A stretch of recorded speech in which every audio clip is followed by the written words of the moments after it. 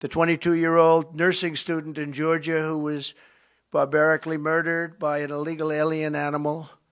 The Democrats say, please don't call them animals. They're humans. I said, no, they're not humans. They're not humans. They're animals.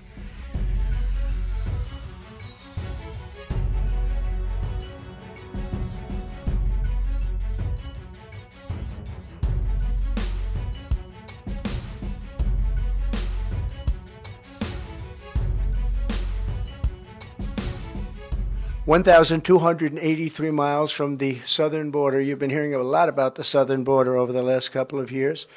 We put up a chart which is border related, and you see the lowest point in history was just before I left. Just as I was leaving, that was the lowest point. You see the arrows pointing? And I think that chart spells out better than anything I can say today. In fact, I don't have to say anything. I can just leave. Just take a look at that. That is the best. And then it looks like a rocket ship went off. When you look at the other numbers, it's a shame. It's a sad shame. Under crooked Joe Biden, every state is now a border state. Every town is now a border town, because Joe Biden has brought the carnage and chaos and killing from all over the world and dumped it straight into our backyards. And people are coming in from prisons and mental institutions. Nobody's ever seen anything like it.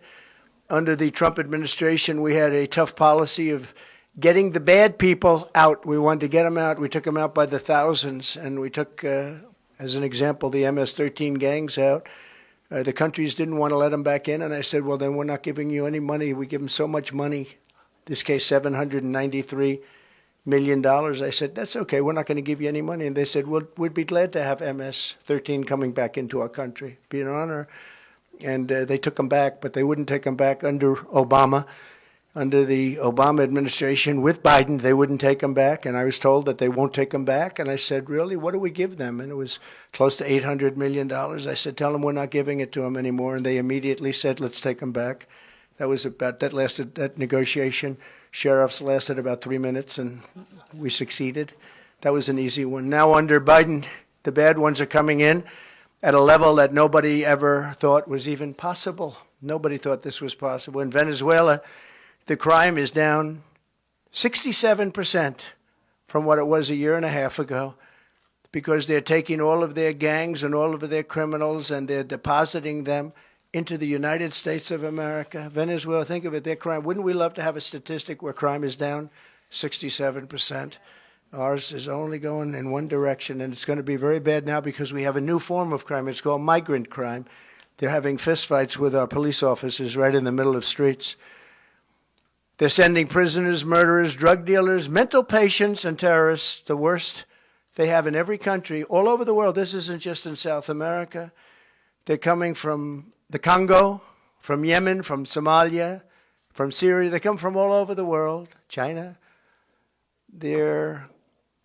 Many of them are military age, which is very strange. You don't see very many women coming in, and you see a lot of them coming in about 19 to 25, 26 years old, and especially from China. We have 29,000 over the last few months, 29,000 from China, and they all seem to be perfectly fit for military service, ready for military service. It's crazy.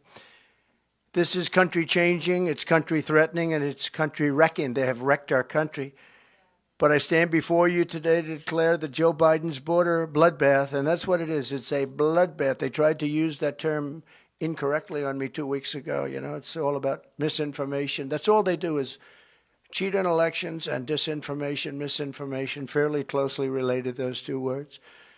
But they basically mean that it's all talk. But it's a border bloodbath, and it's destroying our country. It's a very bad thing happening. It's going to end on the day that I take office, which will be January 20th. It'll end. And thank you. I want to thank members of Congress. A lot of great congressmen are here, warriors, really. They've fought with me for a long time. John James, John Molinar, and Jack Bergman. They're great friends of mine, and they love your state. They love your state. I want to really thank and congratulate, because this guy has gone like a rocket ship. I've never seen it. Well, I have a couple of times. We've got a lot of people elected. Those endorsements are pretty good. But, you know, you still have to endorse the right person, otherwise it doesn't work. And your next U.S. Senator, Mike Rogers, who's going to be fantastic, wherever Mike is. Wherever Mike is. Thank you, Mike. Thank you, Mike. He was a great congressman. He was a tough guy, too. He had one little sabbatical. He went to CNN for a little while, and it's okay, you know, they say kind of it. But other than that, he's been great. Well, that's good, because now you'll get a few of the more moderate people who are being nice. But he's a very respected person.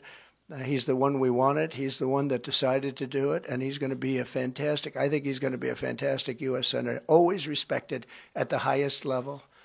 And he was always fair to us, too. When he did his television thing, he was always fair, strong, fair. I also want to thank Michigan Senate Republican leader Eric Nesbitt. Where is Eric? I think you're around here someplace, Eric. Good. Great job you're doing, Eric. Michigan House Republican leader Matt Hall. Matt. Good. They stand right in the middle, those guys. Former Detroit Police Chief James Craig. Good guy, too. Good guy. Good guy, knows his way around, and has done a great job. Thank you very much. We have great support. I think he just supported Mike, actually, didn't he? Did I hear that? That's a big endorsement. That's a great endorsement. Thank you, James. Second best. Yeah.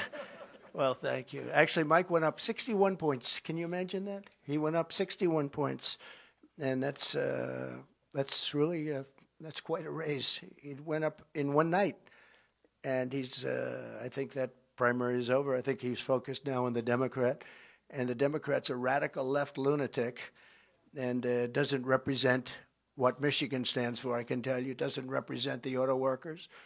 Wants to do the all-electric cars all over the place that are all going to be made in China, and very bad. So I think that Mike Rogers is going to have tremendous success against her.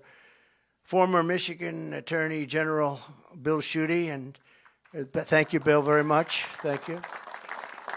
And many other distinguished guests. We got a lot of people here, some ex-congressmen, some congressmen. I'm not going to go into it because we want to get down to business. We want to just get our country going again. We want to get the border closed, or we want to have people come into our country, but come in legally, right? Legally. Moments ago, I met with an incredible group of local law enforcement leaders to discuss how Michigan communities are being ravaged by a new form of crime, and that's the migrant crime that we name it. It should be called Biden migrant crime, but that's too long. But you'll always remember it was Biden that gave it to us. 11 days ago, right here in Kent County, a 25-year-old Michigan woman named Ruby Garcia, who's become a very well-known name, beautiful young woman, was savagely murdered by an illegal alien criminal. Under the Trump administration, this monster had been deported, thrown out of the country, wasn't going to be able to come back because you just have to look at the charts. It was very, very hard to get in.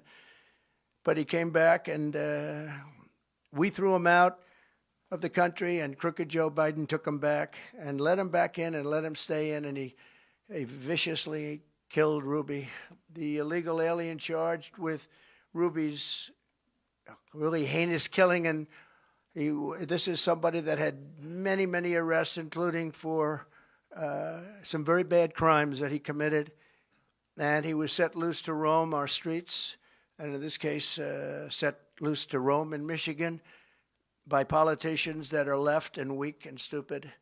On March 22nd, he shot 17-year-old Ruby. Actually, she was a beautiful, beautiful young woman. Ruby Garcia was shot multiple times with an illegally obtained handgun. Her body was dumped on the side of a highway, left to die, actually. Had a little life left to die. And Ruby passed away, and it's been a big story because it's so horrible. Some of these horrible stories, there's so many of them, you could go on for days, but some of them just, they resonate so much more for whatever reason. They're all so horrible, and there's so many of them. Now Ruby's loved ones and community are left grieving for this incredible young woman, remembering what they called her. They said she had just this most contagious laughter, and when she walked into a room, she lit up that room. And I've heard that from so many people. I spoke to some of her family. 2 months ago, another illegal alien criminal was sentenced in Kent County by executing a 22-year-old Grand Rapids woman while she was in the car with her 1-year-old baby, shooting her at least 5 times all over with a rifle at point-blank range, while the killer was wanted for outstanding attempted versions of various forms of strangulation. They were looking for this particular killer all over the country. He was allowed to come into our country by a very weak border policy. And just a few weeks ago, I met with the grieving family of Laken Riley. You know Laken, she was incredible. Top of her class, everything was the top. She was the top of everything. She was incredible. I met the parents, incredible people. The 22-year-old nursing student in Georgia who was barbarically murdered by an illegal alien animal. The Democrats say, please don't call them animals. They're humans. I said, no, they're not humans. They're not humans. They're animals. Nancy Pelosi told me that. She said, please don't use the word animal, sir, when you're talking about these people. I said, I'll use the word animal because that's what they are. I'll never forget my vow to her wonderful mother, father, and sister 2 weeks ago.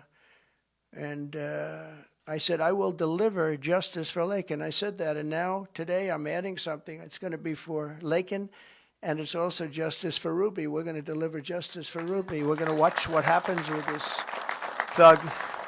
We're going to watch what happens.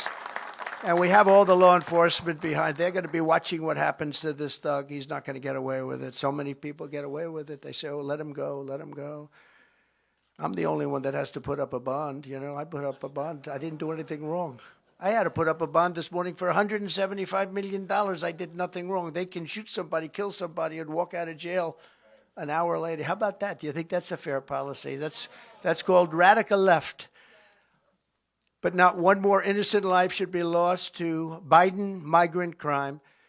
The first step to restoring safety in America is to fire crooked Joe Biden, get him out November 5th, and we're going to get him out. We're going